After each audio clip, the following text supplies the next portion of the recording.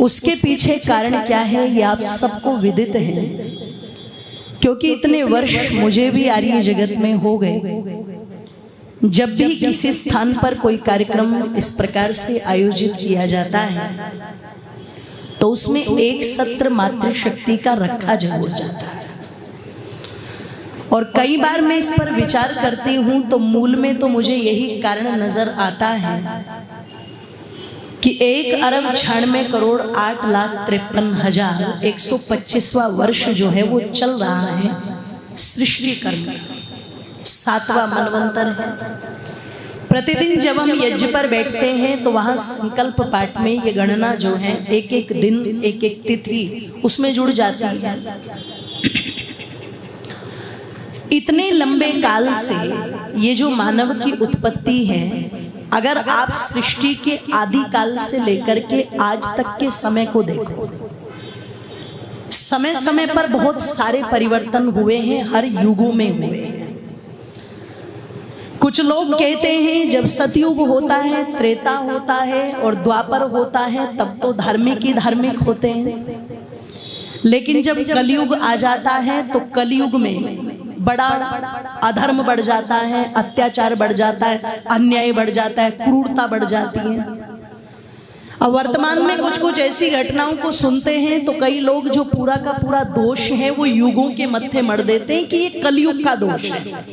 पर मैं आप लोगों को बता दूं, जिस समय सतयुग था पापाचार तब भी था, अधर्म तब भी था, अन्याय तब भी था।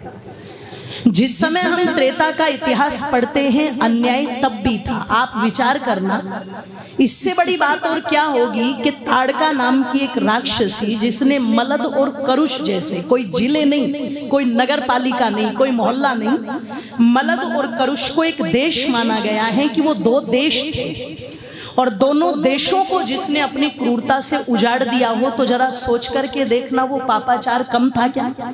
आपका ये गायत्री महायज्ञ चल रहा है। गायत्री महायज्ञ का जो शुभारंभ है वो गुड़गांव के बड़े प्रतिष्ठित लोगों के माध्यम से हुआ होगा और मुझे लगता है कि चाहे कोई अपने नाम के पीछे आर्य लगाए या न लगाए, चाहे कोई आर्यस्मा जी हो या ना, चाहे वो प्रतिदिन मंदिर में जाकर के रोज 1 घंटा पूजा करता है ना, किसी भी मान्यता को मानता, लेकिन यदि वो आपके यज्ञ के यहाँ से होते हुए निकला होगा तो बहुत से लोग वो भी होंगे जिनको पता नहीं कि ये यज्ञ किस संस्था का चल रहा है, पर हाथ जोड़ के माथा झुका के निकले होंगे। क्यों आर्य जी? बहुत सारे लोग मेरी माताओं बंधुओं वो होंगे जिन्होंने हो सकता है इसमें वो चाहे मान्यता को माने या ना माने, ऋषि आनंद को माने या ना माने, लेकिन उनकी इच्छा हुई होगी कि आपके इस यज्ञ में 2-3 आहुति लाओ, मैं भी लगा करके चल, है ना। कुछ लोगों ने ये भी कहा होगा कार्यक्रम में हम आए या ना आए लेकिन यज्ञ में आहुति लगाने के लिए बोलो जरूर आएंगे, है ना। तो आप विचार करो कि आज आपका यज्ञ चल रहा है तो उसमें कोई आहुति लगा रहा है, कोई माथा झुका रहा है, कोई दान दे रहा है, पर जिस समय हम त्रेता काल का इतिहास पढ़ते हैं तो वहां पर मुनि विश्वामित्र जी के आश्रम पर यज्ञ चल रहा है और उसमें आकर के मारीच और सुबाहु जैसे राक्षस हड्डियां डाल रहे हैं, रक्त डाल रहे हैं, मांस डाल रहे हैं, तो इससे बड़ी क्रूरता और क्या होगी? आप विचार करना कि जिस समय श्री रामचंद्र जी चित्रकूट से आगे बढ़ रहे हैं और ऋषियों से वो एक मीटिंग कर रहे हैं, है ना, एक तरह से मिल रहे हैं उनसे और मिल करके पूछ रहे हैं कि आपकी समस्या क्या है। ये नहीं सोचा रामचंद्र जी ने जैसे हम लोग सोचते हैं ना, जब थक जाते हैं, लाइफ से फ्रस्ट्रेट हो जाते हैं तो बस क्या कहते हैं, काम करो, सारी चीजें बंद करो और चलो पहाड़ों की तरफ घूमने के लिए, और बस मोबाइल फोन भी बंद करके रखेंगे, स्विच ऑफ करके रखेंगे और 1 हफ्ता तो ये मानो कि बस दुनिया से दूर रहेंगे बिल्कुल। तो रामचंद्र जी ने ये नहीं सोचा कि 14 वर्ष के लिए वनवास जा रहा हूं तो दुनिया से दूर रहूंगा, है ना, कुछ नहीं करूंगा, आराम करूंगा, बिल्कुल नहीं। वो पता लगा जहां जहां जा रहे हैं वहां पुरुषार्थ उनके साथ चल रहा है। तो पता लगा वो ऋषि मुनियों से पूछ रहे हैं कि कोई कष्ट तो नहीं है, कोई परेशानी तो नहीं है। तो ऋषि मुनियों ने ले जाकर के स्थान दिखाए, और स्थान कौन से दिखाए? जहां हड्डियों के ढेर लगे हुए हैं। तो आप सोचो, विचार करो, आज भी आप निकल जाओ आपके गुरुग्राम के आसपास के जंगल में, आपको हड्डियों के ढेर नहीं मिलेंगे, लेकिन उस समय हड्डियों के ढेर मिल रहे हैं। तो युगों का कोई दोष नहीं होता माताओं, ये दिमाग से बात अपने निकाल देनी चाहिए कि कलयुग में प्रभाव अलग है और सतयुग में प्रभाव अलग है, ऐसा कुछ नहीं है। आज भी अधर्म करने वाले हैं, लेकिन धर्म करने वालों की आज भी कोई कमी नहीं। हो सकता है आप लोगों को पापी लोगों की बहुतायत ज्यादा लगे, लेकिन आज भी पापियों की अपेक्षा जो पुण्य आत्मा है उनकी संख्या ज्यादा है। तो युगों का कोई दोष नहीं होता। इसलिए मैं निवेदन कर रही थी, इतने लंबे काल से जो माताओं इतिहास चलता हुआ आया, उस इतने लंबे काल के इतिहास में पुरुषों के सम्मान के साथ कोई छेड़खानी नहीं हुई, पुरुषों के अधिकारों के साथ कोई छेड़खानी, जोर से बोलो। अच्छा, कंजरी को उनके सामने जलाया गया था और किसी व्यक्ति ने एक एक समस्या को पकड़ा, पर महर्षि दयानंद ऐसे वैद्य थे जिन्होंने कहा इस बीमारी का समाधान जड़ से करना पड़ेगा, और अगर इस बीमारी का समाधान जड़ से करना है तो इसे जड़ से ही पकड़ना पड़ेगा। बात एक सती प्रथा की नहीं है। अगर सती प्रथा बंद करा दोगे तो फिर 60 साल के बूढ़े के साथ जब 18 साल की बेटी की शादी होगी और वो बूढ़ा मर जाएगा और उस लड़की को विधवा मान करके नारकीय जीवन भोगना पड़ेगा, उस समस्या का क्या होगा? उसे भी दूर करना पड़ेगा। और पता लगा कि अगर वहां पर वो समस्या दूर करी तो फिर एक तीसरी समस्या है कि वंश तो लड़कों से चलता है, लड़कियों से तो चलता नहीं। तो लड़की तो पैदा होते ही मार दो और लड़कों के पैदा होते ही लड्डू बंटवा दो, इस पर भी काम करना पड़ेगा। और जब इस पर काम हो जाएगा और अगर लड़कियों को जीवित रख दिया गया तो जब तक इनकी शिक्षा नहीं होगी, इनकी दीक्षा नहीं होगी, तब तक भी बात बनने वाली, जोर से बोलो, नहीं है। क्योंकि पुरुष हर काम कर सकता है। और मेरी माताएं भी आज बीच में होड़ लगाती हैं कि हम पुरुषों से कम नहीं है। आप कम की होड़ मत लगाओ, पुरुष बहुत काम कर सकते हैं, पर एक काम केवल और केवल मेरी माताओं वो तुम्हारे ही हाथ में है जिसको पुरुष नहीं कर सकता, और वो क्या है? वो है निर्माण।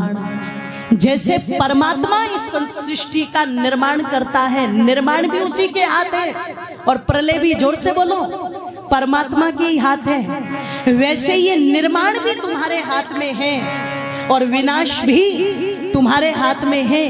वो जो 9 महीने का एक गौरवमयी समय परमात्मा ने तुम्हें दिया है, वो किसी पुरुष को दिया है क्या? बोलो, जोर से बोलो। नहीं। और उस 9 महीने के समय में तुम्हारी भूमिका इतनी बड़ी है, इतनी बड़ी है कि तुम जो चाहो वो कर सकती हो। ध्यान रखिएगा, तुम जो चाहो, तुम उस 9 महीने में जैसे चाहो वैसे निर्माण कर सकती हो। उसमें किसी दूसरे का कोई हस्तक्षेप, दूसरे की कोई भूमिका नहीं है। ध्यान रखिएगा, वो तुम्हारे हाथ में है। और एक बात बड़ी जिम्मेदारी से कहने लगी हूं आपसे, उसको समझ लेना। मैं विषय को फिर पूरा करूंगी क्योंकि समय होने वाला है, इसलिए अधूरा छोड़ूंगी। एक बात ये समझ लेना कि आज डॉक्टर तो मिल जाएंगे पुरुषों में भी और महिलाओं में भी, इंजीनियर भी मिल जाएंगे पुरुषों में भी और महिलाओं में भी, जज मिल जाएंगे पुरुषों में भी और महिलाओं में भी, IPS PCS मिल जाएंगे पुरुषों में भी और महिलाओं में भी। पर जिससे निर्माण होना है एक उत्तम समाज का, जब उस संतान को एक माँ चाहिए तो ध्यान रखिएगा वो माँ नहीं मिल पाएगी। और आज बुरा मत मानिएगा मातृशक्ति, आज बच्चे को सब कुछ मिल रहा है, सुख सुविधाएं वैभव, लेकिन उसको माँ नहीं मिल रही है।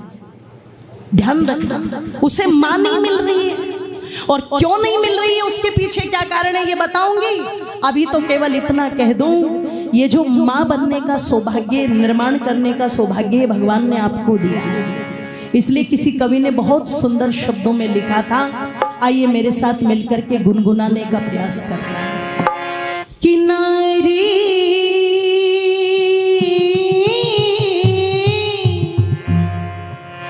तू जग की महतारी, नारी तू जग की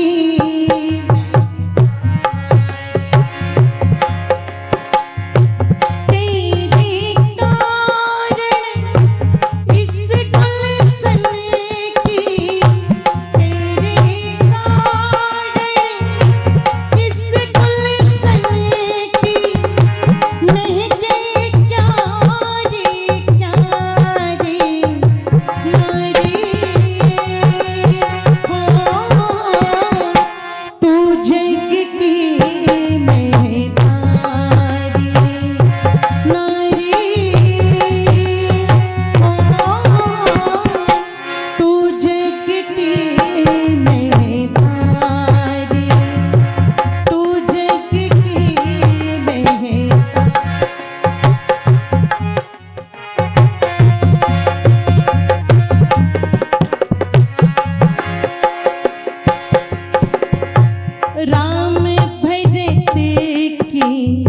माता